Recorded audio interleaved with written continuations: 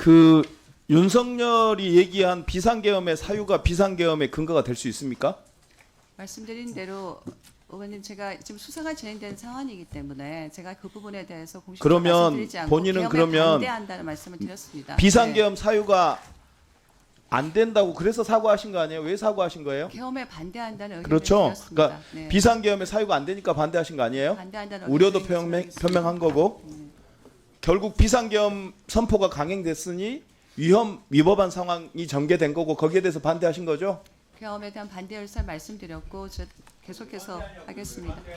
그러니까 아니 위헌 우리 위법한 의원님들 것을- 질의할 때 중간에 좀 잠깐만요. 저기 위헌 위법한 것을 알고 반대하신 거 아니에요? 의원님, 그거 아니고 그 부분에- 그러니까 반대했겠죠. 네, 말장난 그만하세요. 자 잠깐 위험이거나 저기 말씀을 저기 드렸습니다. 끊어 수업시켜줘요. 말장난이 아니고 의원님 저희가 수업시키고 지금 저기 탄핵 질의를 소추가 제가 자, 잠깐만 중단 저기 우리 시간 중단 네. 했어야지 잠깐만. 자 우리 존경하는 우리 여야 제가 의원님들, 할게요. 네 저기 다시 한번 제가 하겠습니다. 부탁드리겠습니다. 네.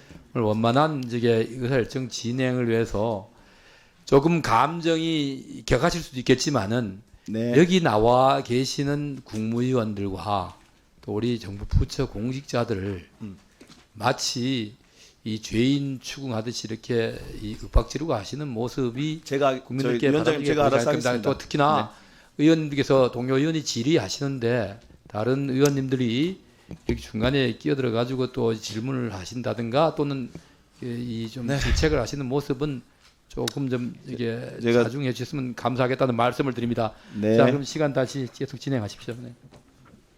한 30초는 더 아니 늘려주셔야 그냥 스톱을 됩니다. 시켰어요, 말아요. 네. 진행하세요. 장관님, 네. 그런 위헌 위법한 상황을 본인이 인지하고 있으니까 반대하신 거죠. 제가 차분하게 묻는 겁니다. 네, 의원님 그죠? 제가 한 말씀만 드리도록 하겠습니다. 사실 저희가 그 법에서 지금 논의가 되고 있는 내용에 저기요. 대해서 제가 말씀드리는 것이 특별하게 그렇게 자. 논의가 있냐는 생각이 들고요. 그래서 제가 반대한다는 말씀. 그러니까요. 반대한 이유가 반대를 했다는 것은 장관이 대통령의 뜻을 어기면서 반대를 한다는 네, 것은 의원님 그렇게- 위헌 위법한 것을 알고 있으니까 반대하지. 그게 적법하고 좋은 거였으면 반대하겠어요, 장관이. 그걸 알고 있으니까 반대하신 거 아니에요? 그렇게 얘기하시면 되죠. 그래서 그 위법하고 위헌적이고 위법한 내란 사태를 알았어요. 아니, 비상계엄을 알았어. 그 안 즉시 무슨 행동을 했어요? 그 사실을 국회라든가 언론인이라든가 그걸 막기 위한 어떤 행동을 했습니까, 장관? 의원님 제가 아무것도 안 했죠? 아니요 제가 들으세요. 듣고 계세요. 장관은 공직생활 몇 년 했죠? 37년 37년 했죠. 아마 장관님 같은 분이 뭐 사무관으로 시작해서 장관까지 올라오는 37년 기간 동안 아마 대한민국에서 가장 큰 혜택을 보신 분 중에 하나일 겁니다. 그리고 대한민국 장관이라고 하는 자리는 대한민국에서 가장 큰 권한을 가진 가장 큰 책임을 지는 자리라는 것도 알고 계시죠? 알고 있습니다. 그렇게 대한민국으로부터 혜택을 받고 그런 큰 권한을 가진 만큼 큰 책임과 의무를 다해야겠다는 생각 안 했습니까? 목숨 걸고라도 막았어야죠. 그리고 국회나 그 불법적인 비상계엄을 막을 수 있는 유일한 창구인 국회나 이런 데도 알렸어야죠. 아무런 행동을 하지 않았어요. 그리고 나서 비상계엄을 선포한 이후에 중기부로 돌아가시죠.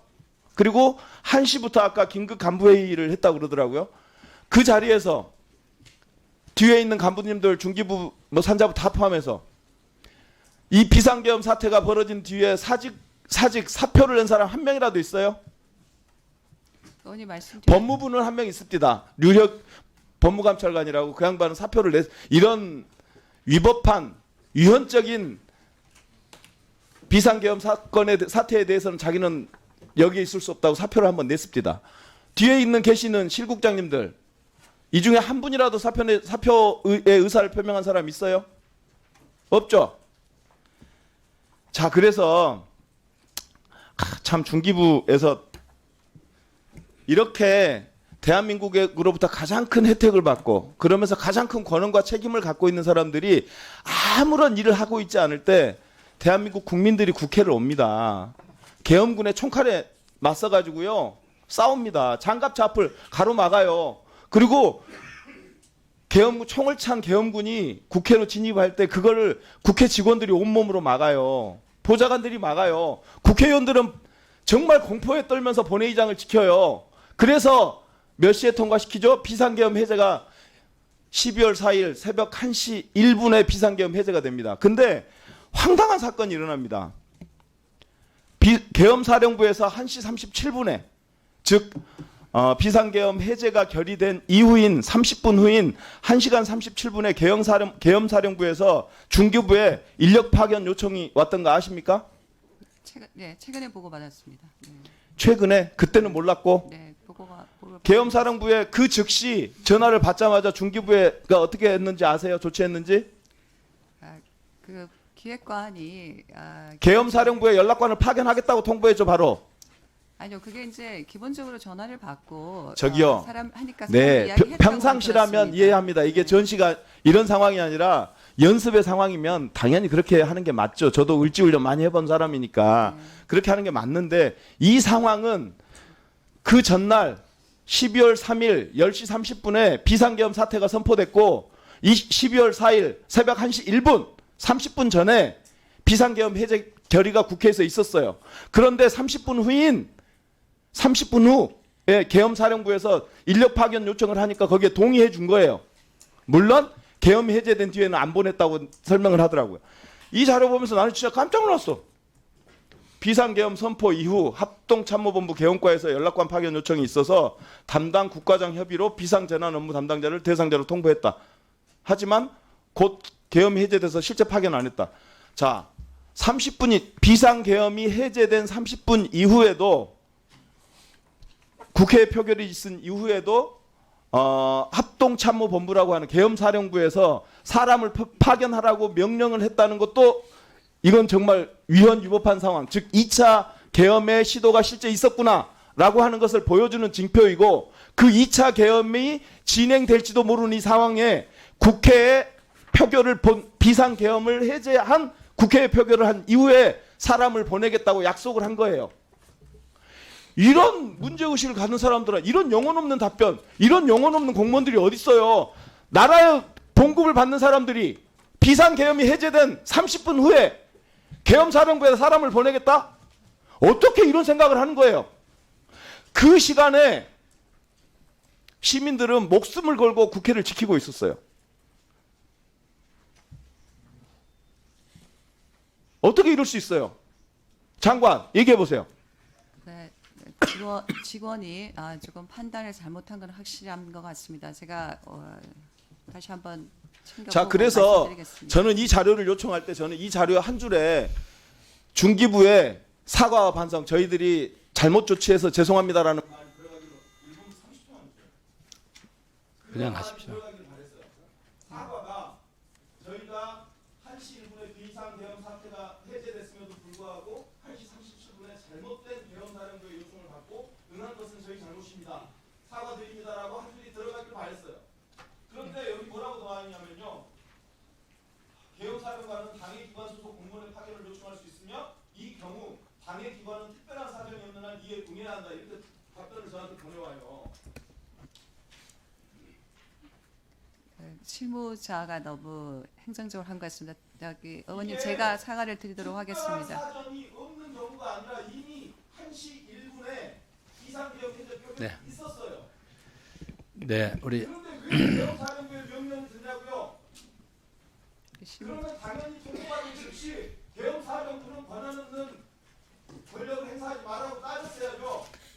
네, 우리 그럼 배짱 없는 공무원들이 공무원 네. 왜 합니까? 다 오버스라고 그러세요. 네, 우리 김원희 간사님. 네, 이제 네, 끝내시고. 네, 이 부분에 대해서 정말 제가 진심으로 사과를 드립니다. 다만 네. 특별한 의사를 가지고 하지 않았다고 저는 네, 생각합니다. 아마 사정 네. 빼시고 사과만 하세요, 제발. 네. 충분히 저기 네, 지적이 됐으니까 네, 네, 사과드립니다. 네, 김원희 간사님. 네, 수고하셨고요. 자, 저기 다시 한번 우리 여야 의원님 모든 분들께 저기 다시 한번 당부드리겠습니다. 그 뒤에 산업부에 중간 정도 경력 가지고 있는 국장님 계세요? 산업부 국장님들 중에 이 중간 기수가 누구십니까? 한번 일어서 보세요. 중간 기수에 계신 분 누구세요? 아, 괜찮아요. 질책하려는 게 아니고 일어서 보세요. 몇 년도에 공직에 들어오셨습니까? 1999년 99년도에 들어오셨죠? 네. 자, 이쪽에 또 중기부에 중간 기수 국장님 누구세요? 중기부에 무슨 국장이세요? 예, 정책기획관입니다. 아, 근데 몇 년도에 입직하셨나요? 18년에 입주했습니다. 98년도에. 그럼 그때 입직하셨으면 지금 30년을 채 못하신 건가요? 27년 27년 하셨죠? 네, 두 분 다 앉으세요. 제가 이 말씀을 왜 드리는가 하면은 공직자들은 장차관을 제외한 공직자들은 직업 공무원입니다. 직업 공무원들이 이런 고도의 정치적 행위 또는 정부적 판단을 잠깐만 제가 얘기하는 것은 질책하는 공무원들을 뭐 영혼이 없는 공무원들을 질책하시는 것은 저분들이 30년 가까이 공직을 하면서 네, 집을 가만히 있어 보세요. 저분들이 저는 모욕을 질책을 하란 말입니다. 하는데 지적을 하고 질책을 하는 것과 영혼이 없니 뭐니 하면서 공직사회 전체를 이렇게 이 폄훼하는 것은 아니 의원님 나중에 말씀하세요. 저분들이 이 자리에 올 때까지 더불어민주당이 집권하던 시절이 15년이 있었습니다. 절반 이상을 그 정권에서도 공직을 담당해왔고 양쪽을 왔다 갔다 하면서 다 해왔는데 제발 공직자들은 영혼이 없니 뭐니 이런 말씀은 좀 자중해 주시기 바랍니다. 자제해 주시기를.